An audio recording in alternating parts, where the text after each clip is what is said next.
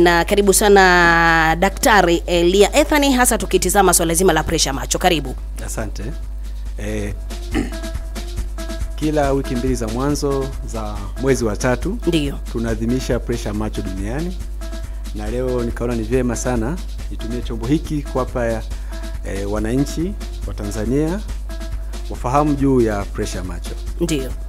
Cha kwanza cha muhimu sana, inabidi watu watofautishe kati ya pressure ya mwili na pressure ya macho. Pressure ya mwili tunazungumzia mzunguko wa damu katika mwili, ambapo tunapima kwenye mkono, mara nyingi tunapima pressure ya mwili. Lakini kwenye pressure ya macho tunapima kwenye jicho lenyewe. Na maana pressure kwa kawaida ni mgandamizo. Unaweza kuwa ni mgandamizo wa upepo, mgandamizo wa maji. Tunapozungumzia mwili wa mwanadamu, kwenye pressure ya mwili tutaangalia mgandamizo wa damu. Lakini kwenye jicho tunaangalia mgandamizo wa maji ya jicho. Ndio. Jicho kama mnavyofahamu, jicho ni duara. Ndio. Ndani ya duara, ndani yake kuna maji. Sasa haya maji yakizalishwa mengi, kupita kiasi, yatapelekea pressure ya jicho itakuwa kubwa zaidi. Ndio. Au yawezekana, kama tunavyojua, maji yakizalishwa lazima yatoke. Kuna vitundu vidogo vidogo ambavyo vinatoa maji ya jicho, kama kila siku yanazalishwa. Ndio. Kwa vikiziba, vitapelekea yale maji yarundikane kwenye jicho na kuwa juu zaidi. Mwisho wa siku ukipima pressure na kuwa iko juu zaidi. Ndio. Na kwa lugha ya kawaida Kiswahili tunasema pressure ya jicho maana yake ni mgandamizo wa maji ya jicho. Maji ya jicho. Yes. Okay. Yes. Sasa tutizame, inawezekana kuna msikilizaji huyu anapata changamoto kwenye jicho lake na hawezi kujua kwamba hizi ni dalili za pressure ya macho au ni nini. Anatambua vipi kwamba hizi ni dalili za pressure ya macho, daktari? Kabla hilo kwanza nizungumzie kwamba kama tunafahamu kiwango maalum cha pressure ya mwili au blood pressure, normal ni kiasi gani? Na kwenye jicho tuna kiwango maalum kwamba hii ikizidi hapa, hiyo ni nyingi zaidi, au ikiwa chini hapa, hiyo ni chini zaidi. Pressure ya macho ya kawaida ni kuanzia 9 mpaka 21.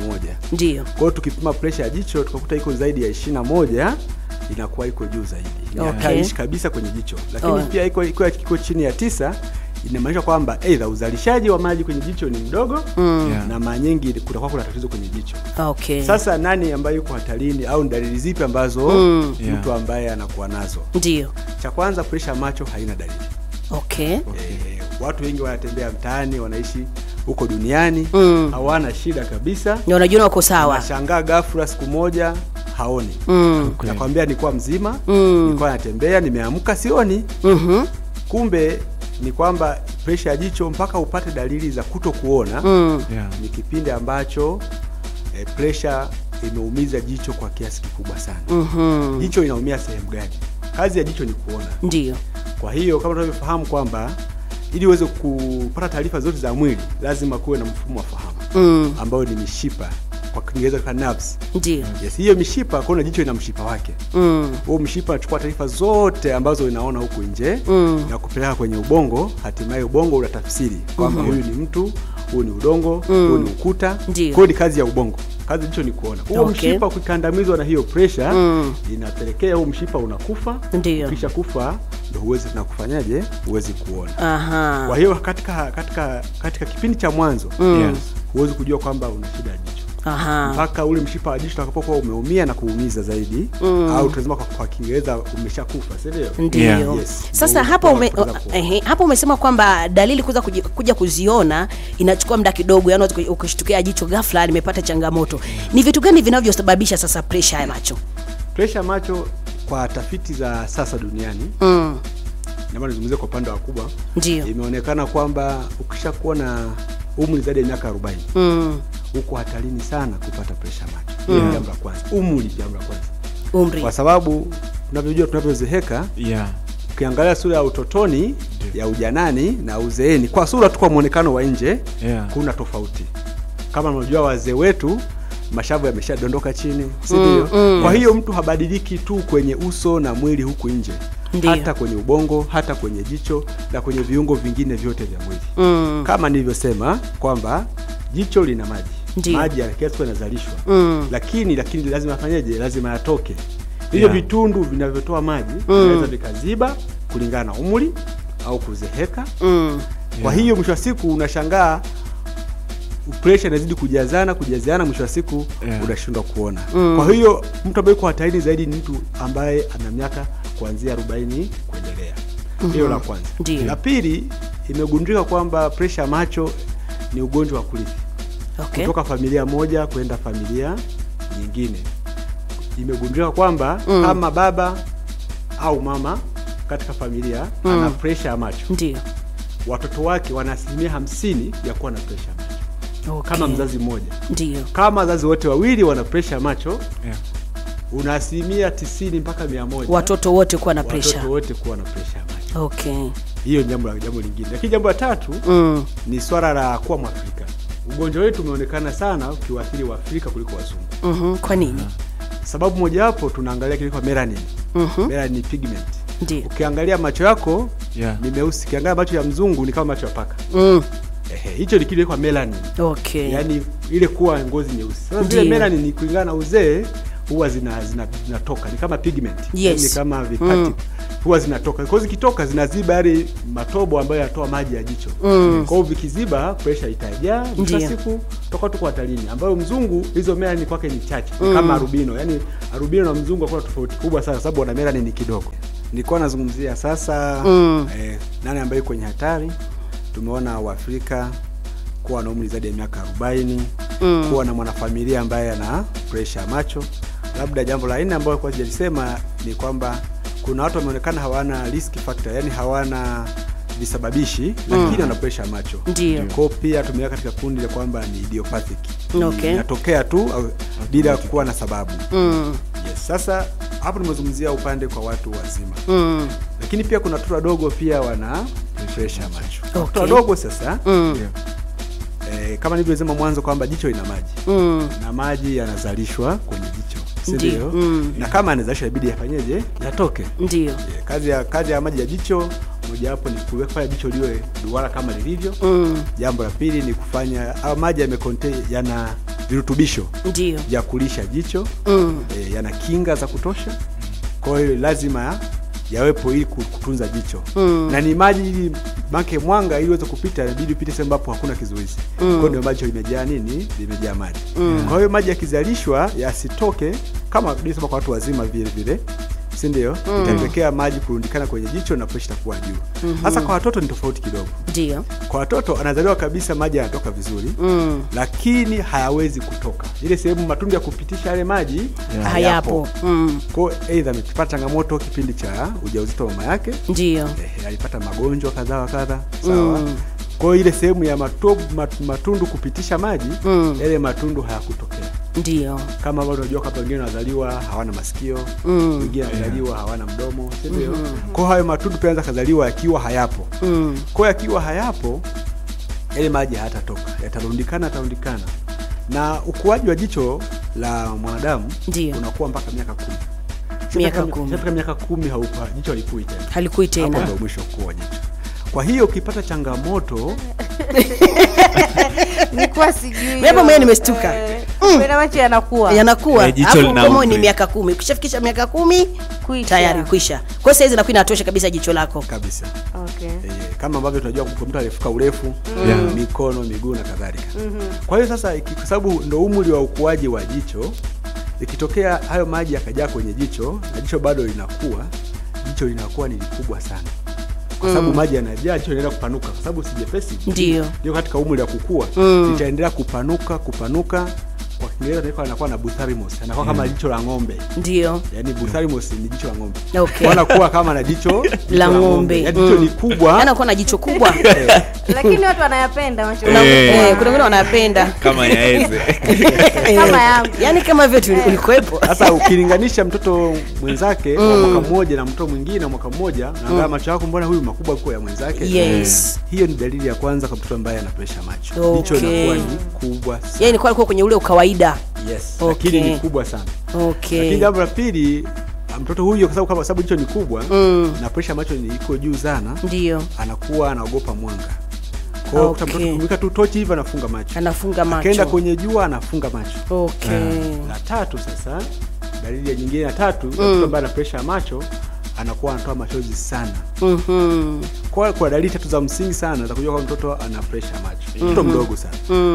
anakuwa anatoa machozi mara kwa mara, anaogopa mwanga, lakini pia anakuwa na jicho kubwa.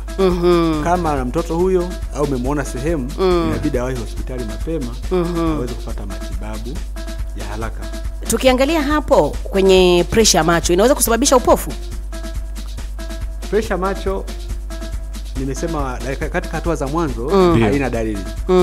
Ila dalili utakayoiona katika hatua za mwishoni kabisa ni kupoteza uono. Okay. Na huo uono wa pressure macho ni tofauti na uono mwingine. Hakuna namna hapa duniani kwa sasa. Ndio. Tunaweza tukarudisha uono uliopotezwa na pressure macho. Okay. Kwa hiyo kama umepata pressure macho ukapoteza kuona, niseme kwa ujumla unakuwa ni kipofu. Okay. Unakuwa na uono hafifu. Huduma itakao kusaidia zaidi, kuna huduma tutazisema baadaye, lakini itakusaidia kuishi na wenzako. Tutakwenda kuna huduma inaitwa low vision service. Huduma uono hafifu. Ni wanapewa fimbo za kutembelea. Ndio. Kuna watu wanafikiri mnaona watembea na fimbo. Kuna wengine wanapewa magnifiers zinakuza zaidi. Lakini hatuwezi kurudisha uono uliopotezwa na pressure macho. Tofauti na mtoto wa jicho na matatizo mengine. Sawa. Na daktari, tukisalia hapo tuangalie hili tatizo la pressure macho linaambukizwa? Ni ugonjwa ambao haambukizwi. Ukiupata umeupata wewe tu. Na tukiangazia hauambukizwi kwa maana ya mimi nikishikana na wewe mkono tukila pamoja nitaambukizwa, hapana. Lakini nimesema mwanzoni kwamba kama baba na mama wanao, ndio wewe uko hatarini kuwa na ugonjwa huo 100%. Kama mzazi mmoja nao 50%. Okay. Na katika ili swala la pressure ya macho, labda kuna vyakula ambavyo vinavyosaidia kupunguza hii hatari ya pressure ya macho au vinaweza vikasababisha pia pressure ya macho? Nafikiri tuwe katika upande wa kinga. Pressure ya macho haina kinga. Haina kinga. Lakini tunachohimiza zaidi ni kuwa na afya bora. Afya bora na mkusanyiko wa vitu vingi. Ya kwanza ni mazoezi. Imeonekana kwamba wale ambao wanafanya mazoezi kwa wiki mara 4 ambayo ni kutumia dakika 90, sawa, wamekuwa kidogo kutokuwa hatarini kulinganisha na wale ambao hawafanyi mazoezi. Lakini pia hata wale ambao wana ugonjwa wa pressure macho lakini pia uko vizuri kwenye mazoezi, inaonekana kusogea kwa ugonjwa ni kidogo sana kulinganisha na wale ambao hawafanyi mazoezi. Okay. Kwenye vyakula pia kula vyakula ambavyo ni balanced diet. Yes. Maana tunazungumzia vyakula ambavyo sio toxic, yani ulaji hasa mboga za majani inaonyesha kwamba unatunza sana jicho. Okay. Jicho ni sehemu ya ubongo ulioko nje. Unapoona jicho la mwenzako huo ni ubongo. Okay. Kwa hiyo jicho halina spare. Okay. Kwa hiyo imeonekana kwamba jicho linapata virutubisho hasa vitamin C, vitamin E, vitamin A ambazo vinapatikana sana kwenye mboga za majani. Kwa hiyo unaweza kushangaa siku hizi kwa mjini sasa wengi wamepata matatizo ya macho kulinganisha watu ambao wako vijijini zaidi. Mabibi zetu, babu zetu mpaka sasa hivi wanaona. Ambao wamekula sana mboga za majani. Wao ambao sisi ambao tunakula sausage siku hizi macho yametusumbua mapema zaidi. Shughuli. Kwa hiyo niseme kiujumla ni mingi. Kwa hiyo nisisitize sasa ulaji wa mboga za majani ndio ambao umecontain hiyo virutubisho. Okay. Na tukiangazia hawa wanaotumia kompyuta hivi, linaweza likawa ni kwa muda mrefu chanzo cha kusababisha hii pressure ya macho? Hapana.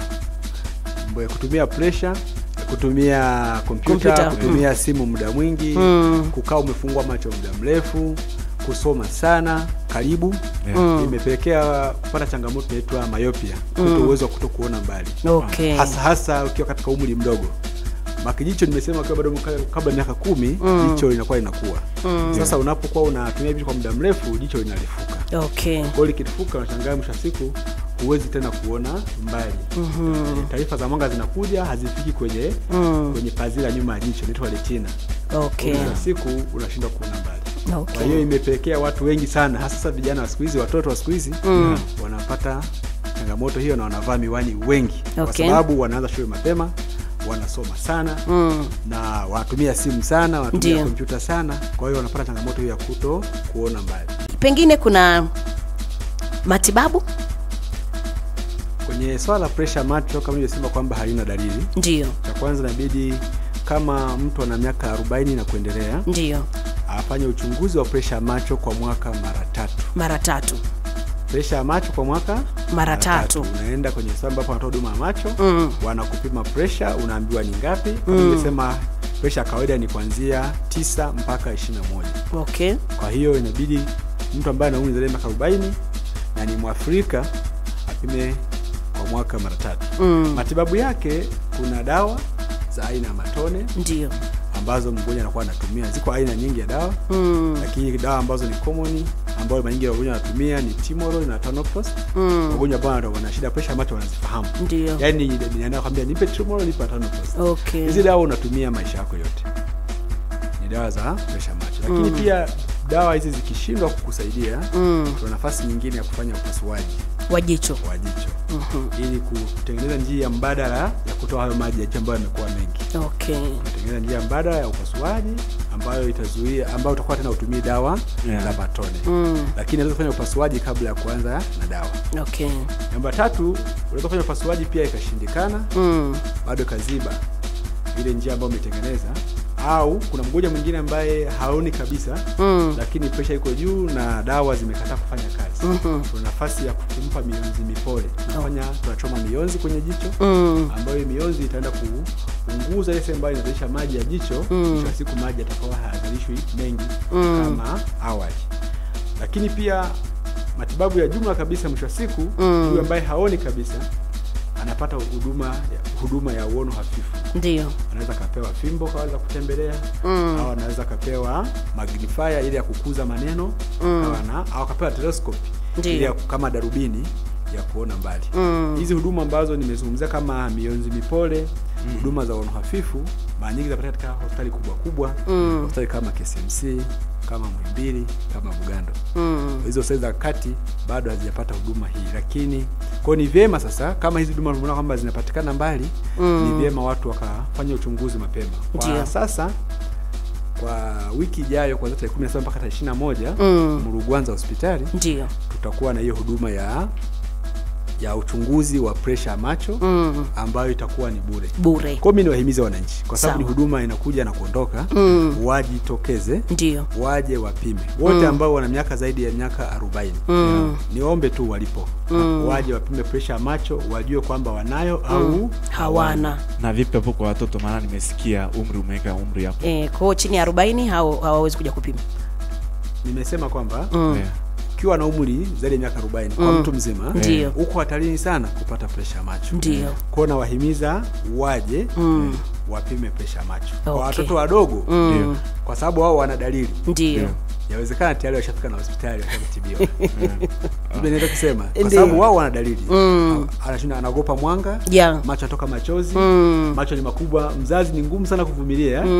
Kufanyeje? Kukaa na mtoto wa namna hiyo, kumpeleka hospitali. Lakini hawa watu ambao hawana dalili, sawa, watu wazima, kila siku wanaendesha bodaboda, magari yao, wanaenda shambani kulima, hawaoni shida ya kuona, ni vigumu sana kwenda hospitali. Kwa hiyo ni wahimiza, sababu huduma imekuja kuanzia Jumatatu ijayo mpaka Ijumaa, wajitokeze waje wapime. Hata kama jicho halina shida yoyote ile, njoo upimwe. Ila umri ni zaidi ya miaka 40. Sawa sawa. Ni bure. Okay.